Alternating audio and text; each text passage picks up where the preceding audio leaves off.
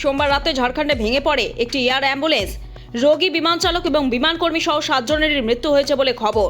রাঁচি থেকে ওড়ার পরে বিমানটি কি সমস্যার মুখে পড়েছিল সেই প্রাথমিক তথ্য প্রকাশ্যে আনলো অসামরিক বিমান পরিবহন নিয়ামক সংস্থা ডিজিসিএ। জানা গেছে সোমবার 7:11 রাঁচি থেকে দিল্লির উদ্দেশ্যে রওনা দিয়েছিল রেড বার্ড এয়ারওয়েজের ওই মেডিকেল চার্টার্ড বিমানটি। ওড়ার পরে কলকাতার এটিসির সঙ্গে যোগাযোগ করে বিমানটি। আবহাওয়াজনিত কারণে যাত্রাপথ ঘুরিয়ে দেওয়ার অনুরোধ করে। এরপরে সন্ধে 7:34 কলকাতা এটিসির সঙ্গে যোগাযোগ বিচ্ছিন্ন হয়ে যায় বিমানটি। রাডার থেকেও হারিয়ে যায় ওই এয়ার অ্যাম্বুলেন্স। উত্তরপ্রদেশের বারাণসী থেকে 100টি নটিক্যাল মাইল দক্ষিণ পূর্বে শেষবার বিমানটিকে দেখা গিয়েছিল রাডারে।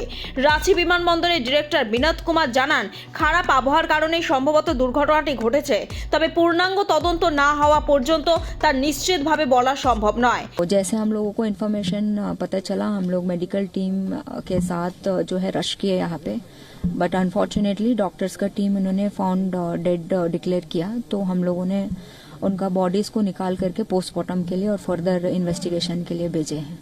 इसमें जो है कल सिविल एविएशन मिनिस्ट्री से जो है टीम आ रहे हैं, वो लोग इसका ब्लैक बॉक्स जो है आइडेंटिफाई करके इसका एक्सीडेंट का कारण वगैरह वो लोग ढूंढेंगे। ব্যুরো রিপোর্ট, লটারি সংবাদ।